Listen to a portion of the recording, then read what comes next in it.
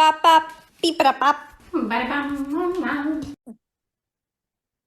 Hey yo, my name's Sohnia, And my name's Jaanuni, and welcome back to another episode of Beaker Bros. where we drink out of beakers. Because we're bros. How Eh? are you, Jaanuni? I am tired from all the work that I do nonstop, Sonia. Oh gosh darn it. Do you know what some people call that? What is it, Sonia? Workaholism. And hey, what a beautiful segue to today's topic being workaholism. What is workaholism, Sonia? Well, we're diving right in. We're starting the episode. No catch up, no nothing. We're just diving right in. We're getting No, to the but you know why? Because we're workaholics and we need to get this stuff done. we're getting the show on the road. Rightio. Okay. What is workaholism? The reason why you've clicked on this episode. Well, it refers to someone who is compulsively driven to work, often at the expense of their relationships and their health. And they may have difficulty setting limits on the amount of time they spend working. So it's just like constant bombardment of work and nothing else. You know how the Nerf or nothing? It's work or nothing. That's a good one. Have you ever had little stints of workaholism, Jaanuni, or do you feel like you've been pretty balanced in your life? Let me have a moment of reflection. In most recent times, no.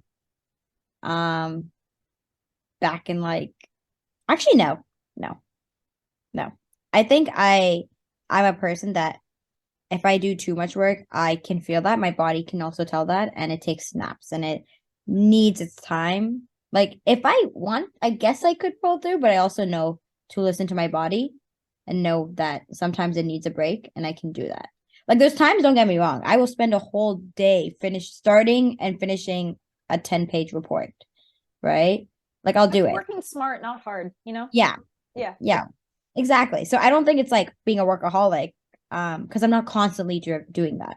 I think I have a good balance with my friendships and social life and health and all that stuff in regards to working and schoolwork and stuff. Yeah. So I'm going to say no. How about you, Sonia?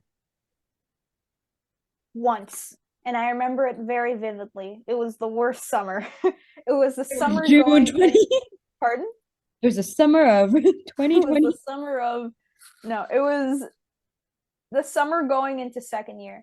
And I remember that is when I went through my whole stint of like recovering from dropping out, um, like trying to figure out what program I wanted to do, XYZ. So I was taking so many courses during the summer and I was working my butt off and I had literally no time to do anything else other than schoolwork. I would bus home. Well, no, I would do schoolwork and then I would a couple times a week I had to take the go bus home to do work back in Markham. So I was doing school in Hamilton, then I would yeet back to Markham, and it was just back and forth. And during the weekends, I never had a break, and blah blah blah. So not to like say, oh, woe was me, because people have it so much harder. But I remember like that was a stint where I did not have balance, and it haunts me till this day. But I've recovered, and I consider myself a very balanced individual now. You learn from that and you know what you need now and how Health you is wealth, baby. Oh yeah. Anyways, so Um with all that being said, it begs the question: why do people become workaholics? Jaanuni, do you have any Sonia, input on that? I was gonna say, I'm really glad you asked me that question because I have three main reasons why. One, psychological causes. Two, childhood influences. Three, work-related factors. So let's kind of dive into first psychological causes, right? This is essentially where individuals that experience a lot of stress typically tend to be workaholics. Moreover, certain psychological traits may contribute to an inclination towards workaholism. This includes perfectionism, narcissism, or lower self-esteem. Workaholics may also lack hobbies and close social connections.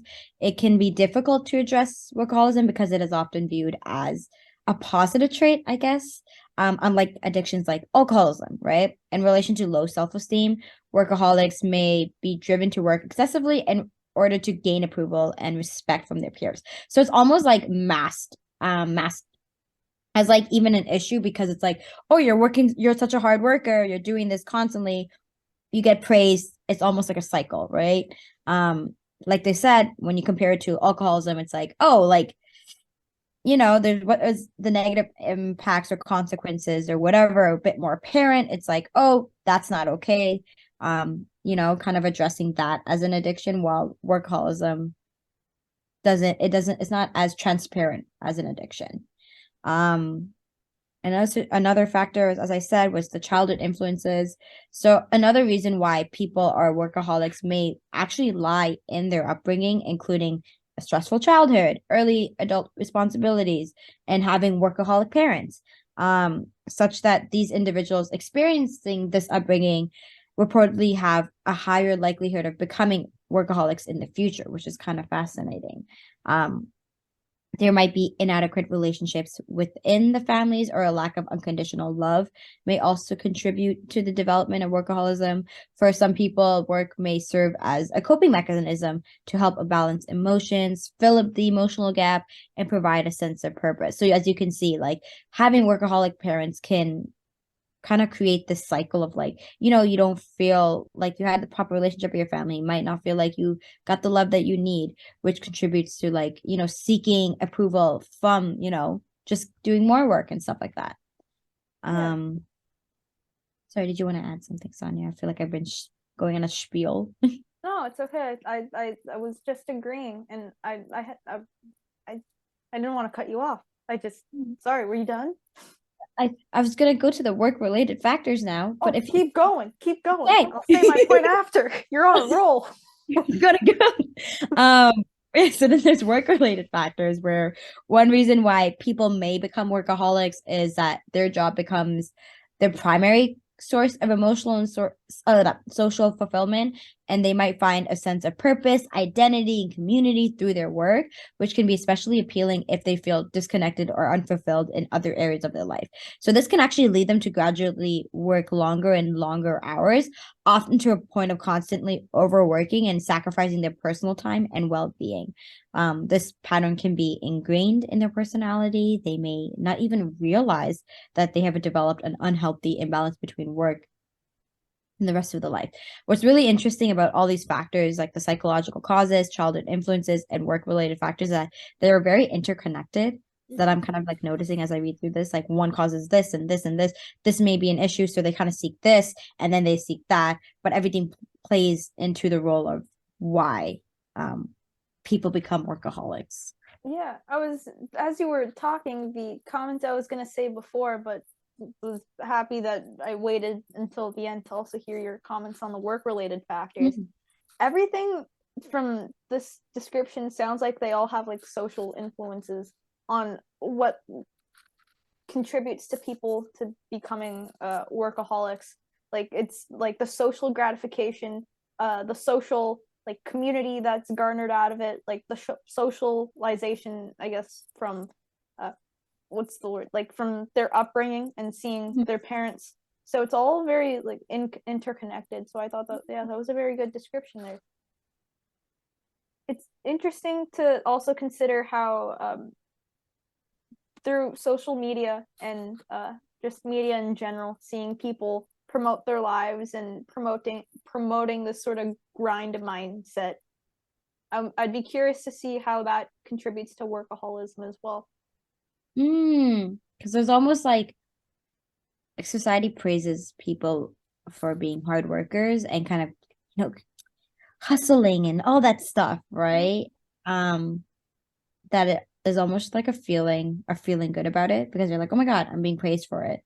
And it almost feels that cycle. Mm-hmm. But then there's like this borderline of you're actually hustling and you're grinding versus you might be a workaholic, Yeah.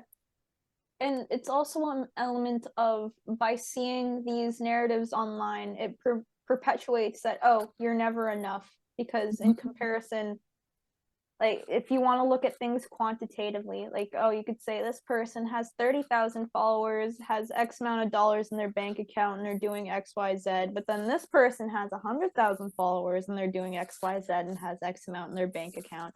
So I feel like it perpetuates just like comparison, which ultimately fuels workaholism. Mm-hmm. It's very bad. I find the most successful people that I've met in my life, even though like they grind and they work extremely hard, they also have that balance in their life. I don't think I know someone, I mean, success could be very subjective, and if I'm rambling, let me know. But yeah, success can be subjective, but I guess in my interpretation of what success is, so having like social and familial support, but also having like validation in your career and your life and whatever. Like none of the people that I would consider as successful are workaholics. They work very hard, but they're not workaholics. They have balance. No, I agree. I agree. So it's not because like workaholism is when it affects their relationships and their health. So if that doesn't really have an effect, it's just maybe they're generally hard workers, you know? They know how to balance it all.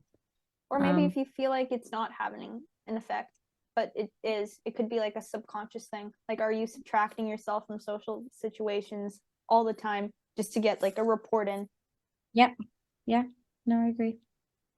But that being said, we can talk about some of the consequences of workaholism a little bit more in depth from what we said.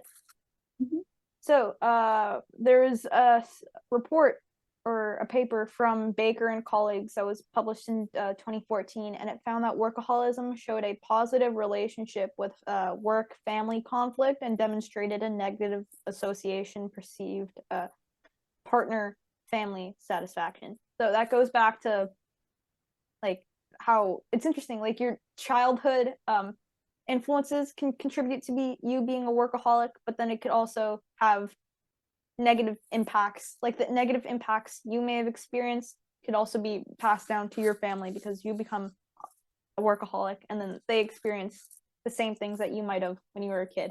So I don't know. That's interesting to also recognize. And then there's another paper that came out in 2010, which looked at how workaholism affected worker health and performance, so causing like a lot more errors and injury and illness in the workplace. And then although there may be a temporary feel-good component with becoming an alcoholic, or oh my god, a workaholic, it appears to be at the expense of hurting others around you, which is really sad. You don't want to hurt your pals. No, not at all. I'm kind of curious because I think at first when we were talking about workaholism, my mind kind of strayed to the idea of not to the idea to like the policy that was in effect, I think believe June of 2022, the right to disconnect, where essentially in Canada specifically, in Ontario specifically, where the right to disconnect law gives employees the right to detach from work activity outside of work hours for companies with employees of 25 or more people. So they had to write a policy, blah, blah, blah. But it kind of stems from the fact that with many people now working remotely, the line between work and home life has become more blurred, and employees are likely to find it more difficult to like switch off from work, basically. But this kind of policy, this law that's kind of been taken into effect, is important because it basically aims to avoid the whole burnout and unproductivity among employees. But yeah, so then I kind of like looked into that, and I was also thinking about how before Canada, many other countries around the world actually have enforced the right to disconnect law, but they also have other situations where other countries that actually take on work and office hours. So obviously we want to avoid the detriments of workaholism, right? But Western Europe seems to actually be on the track. So with Germany, sorry. It actually there's an attempt to promote work-life balance and help enable parents, both men and women, to reconcile their work with their family life. So Germany has made it illegal for businesses and shops to stay open as long as they please, for there are strict regulations concerning opening and closing hours. In the very own Amsterdam, Netherlands. Pew pew pew. There's actually a design firm where they actually rig the desks to the ceiling so that after 6 p.m., the desks will actually levitate upward to prevent employees from working any further. What the heck? That's actually kind of cool and very fascinating. I actually might want to check that out. Yeah, Just go check it try out. it out. Just go onto your chair and be like, okay, here at 6 p.m. You 6:01. go. What's going on? It's 6 p.m. Oh, see you later, Bye. And then there is I'm sorry, I can't see well, but a Daimler German car company where employees are on vacation. So the company sets their emails so they cannot receive work related emails. Which I mean, I feel like sometimes people do that. Like, when you get emails, you get an automated email back being like, hey, I'm on vacation. I'll answer it on so and so days. But it's interesting to see how different countries are kind of trying to acknowledge that workaholism exists, by making steps and making ways towards fixing that. Yeah. I wonder though how this policy, if at all, will I guess support workaholic tendencies in Ontario, because like for example, I can comment on like being in a school setting and being in a research setting, and with whatever, like if you're not working after hours, like if you're not doing XYZ, like it's almost an expectation that you are to get stuff done. So, and there's so many industries as well outside of that where it's sort of expected, which is super toxic and terrible, to be blunt about it. But then it also makes me consider like folks who maybe can't make a living wage or a living income from just working a typical 9 to 5, right, and having to seek out a second job rather than being able to work extended hours at home from charging extra hours to whatever their company is doing. Yeah. So there's a lot of considerations there, but we'll see how it impacts work life culture within the next couple of years, if at all. This could be a follow-up that we can do. A couple of years, yeah. Yeah, we'll circle back on this episode. Stay tuned for 2025. Oh my god, we'll be so old. That's only in 2 years. Yeah, but like something about that, like 2025, like we'll be 25. 24, 25, yeah. Sohnia will be 25. Well, depending on the time of year. Like Okay. I'm a late baby from November. Okay. And you're April, so like if we said this in January of 2025, you'd still be 24. Okay. That's valid. But like December of 2025, we'll both be 25. Then we'll be, that's fine. Yeah. Okay. Well, thank you for joining this week's episode. And stay tuned for upcoming episodes. We have some fun ones planned. I think I didn't mention, I don't know if I've mentioned this already, but when I'm in the Netherlands and we're doing our little trip, what if we did like little Beaker Bros goes international? Well, that's so cool. Oh my god, if we're road tripping to wherever we end up going, like we could do a podcast on the road. Whoa, I'm down. I'm excited. Well, stay tuned for that, guys. Yeah, for some exciting content. Well, Jaanuni, it's very late where you are, so we'll let you go.